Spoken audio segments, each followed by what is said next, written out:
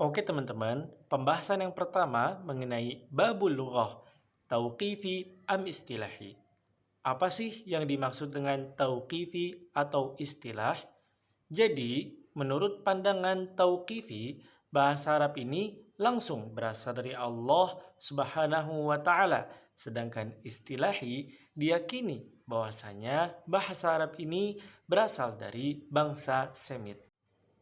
Pembahasan kedua mengenai babul khatul arabi wa awwalu man kataba fih.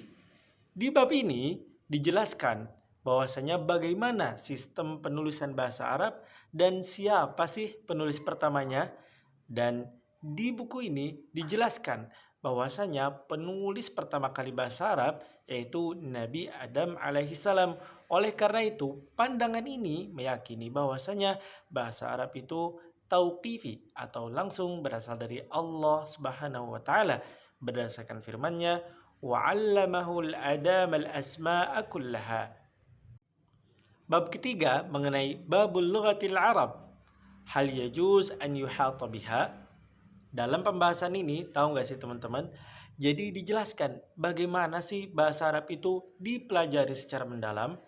Dan ternyata orang yang paling dalam mempelajari bahasa Arab atau orang yang hanya menguasai bahasa Arab secara mendalam satu-satunya adalah Nabi kita Nabi Muhammad Sallallahu Alaihi Wasallam.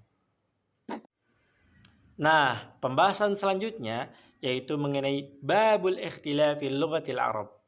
Ada apa aja sih pada pembahasan bab kali ini? Pembahasan pada bab ini yaitu mengenai perbedaan dialek-dialek dalam bahasa Arab. Misalkan dialek orang Mesir berbeda dengan dialek orang Saudi. Dialek orang Saudi berbeda dengan dialek orang Yaman. Nah, di sini dijelaskan perbedaan mengenai harokat, kemudian hazaf, atau misalkan pengubahan hurufnya, dan semacamnya. Oke, selanjutnya kita akan beralih ke bab kelima, yaitu tentang Afshahul Arab, yang mana pada bab ini kalian akan mengetahui dan mempelajari bahwasannya bahasa Arab itu mempunyai beberapa dialek, dan salah satu dialek yang paling afshah atau fasih itu adalah dialek Quraisy, sebagaimana ulama berpendapat dan mengatakan dalam bahasa Arabnya ajma ulama'una bi kalamil Arab wa ruwatun bi ash'arihim wa ulama'u bi lughatihim wa ayyamihim wa mahalihim anna Quraisyan afsahul Arabi alsinatan wa asfahum lugatan. Baik, selanjutnya pada bab 6 ini kalian akan belajar tentang al-lughah al-madmumah. Apa sih al-lughah madmumah? Jadi, al-lughah madmumah itu adalah bahasa yang kurang baku atau yang kurang fasih.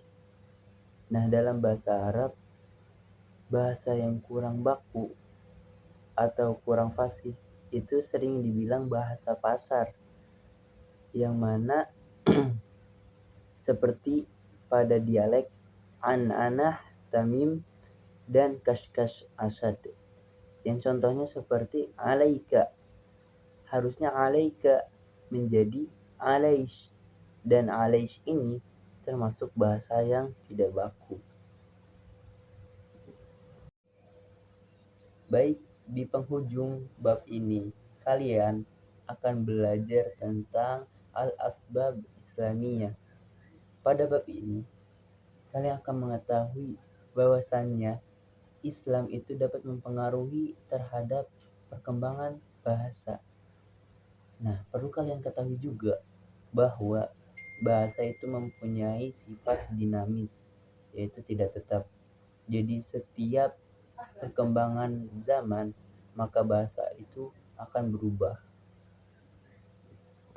Oke teman-teman, tadi udah dibahas bagian pertama pada buku As-Sahibi fi Fiqh Al-Lughah.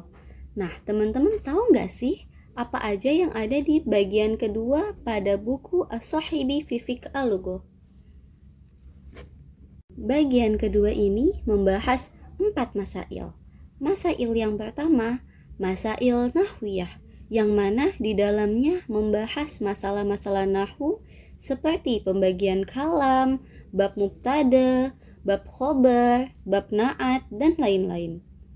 Yang kedua, masail sorfiyah, yang mana di dalamnya membahas masalah-masalah sorof, seperti makna-makna bentuk fi'il, atau penjelasan tentang fi'il lazim, fi'il muta'addi, dan lain-lain.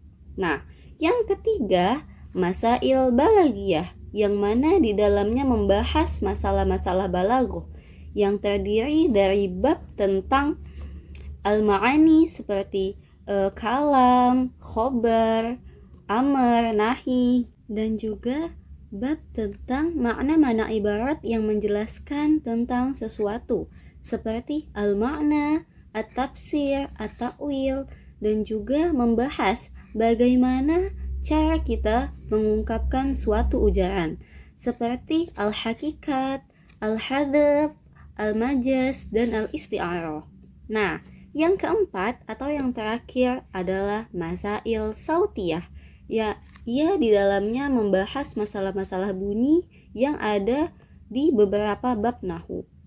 Mungkin itu saja penjelasan di bagian kedua pada subbab as-sahibi fi fiqh al-lughah.